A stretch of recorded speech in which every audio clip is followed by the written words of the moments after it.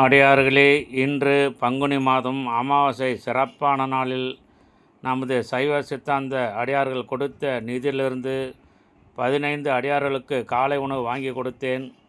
முக்கோடி தேவர்கள் வசிக்கின்ற பசுமாட்டிற்கும் பசு கன்றுகளுக்கும் வாழைப்பழம் அகத்திக்கீரை வாங்கி கொடுத்து மனமகிழ்ச்சி அடைந்தேன்.